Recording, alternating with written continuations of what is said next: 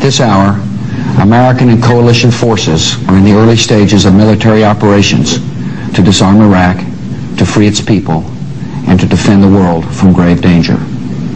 On my orders, coalition forces have begun striking selected targets of military importance to undermine Saddam Hussein's ability to wage war. Yesterday, in response to a call for action by the Libyan people and the Arab League, the UN Security Council passed a strong resolution that demands an end to the violence against citizens. It authorizes the use of force with an explicit commitment to pursue all necessary measures to stop the killing, to include the enforcement of a no-fly zone over Libya. It also strengthens our sanctions and the enforcement of an arms embargo against the Gaddafi regime.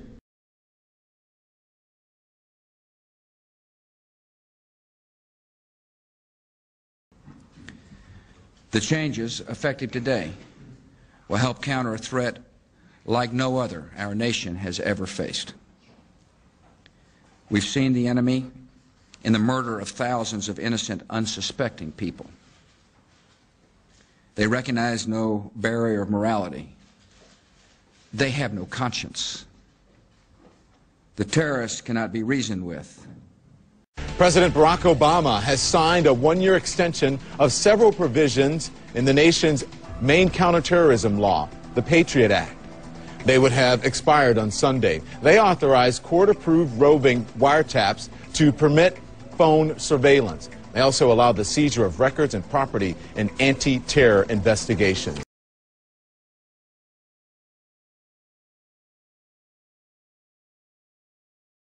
You went with the TARP program. We did.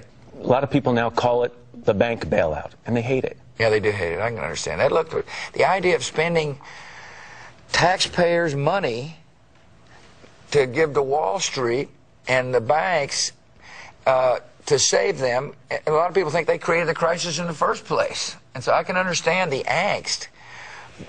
But in my case, I wasn't worried about angst, personal angst or contradiction. I was worried about the economy going down. And I believe TARP saved the economy. But all of us now have a stake in solving it and saving our financial institutions from collapse. Because if we don't, the jobs and life savings of millions will be put at risk. To lead this institution, a chairman must be a person of impeccable credentials, sound policy judgment, and character. Today, I'm honored to announce that I'm nominating Ben Bernanke to be the next chairman of the Federal Reserve.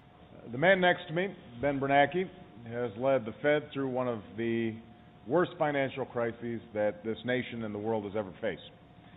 As an expert on the causes of the Great Depression, I'm sure Ben never imagined that he would be part of a team responsible for preventing another.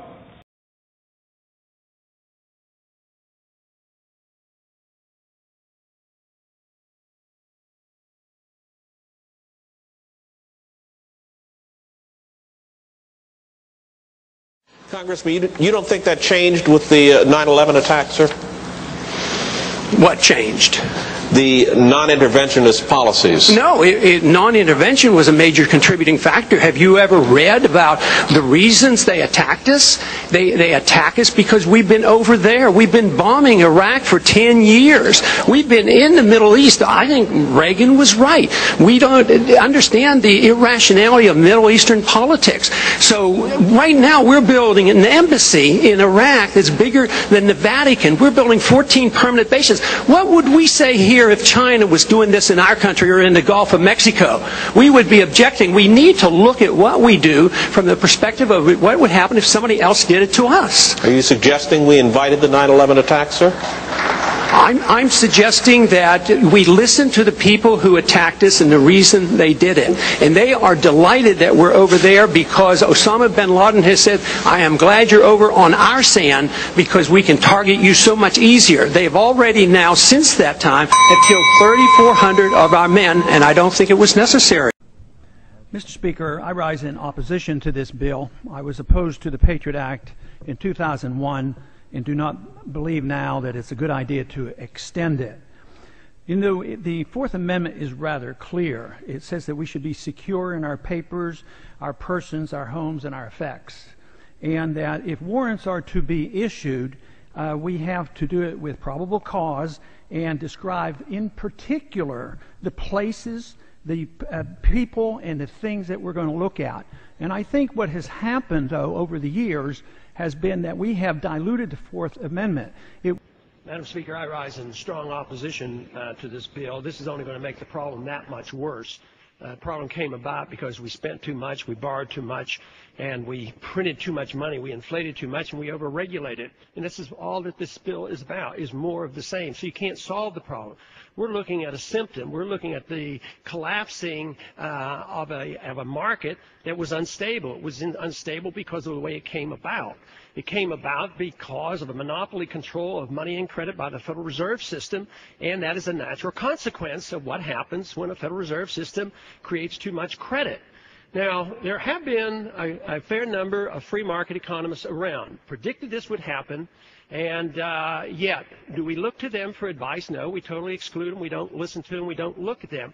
We look to the people who created the problem. I mean, it is very clear what we should be doing. The founders knew and understood something about inflation. The runaway inflation of the continental dollar was devastating to the economy, so they were explicit. They said no emitting of bills of credit, no printing money, no paper money, and that only gold and silver should be legal tender.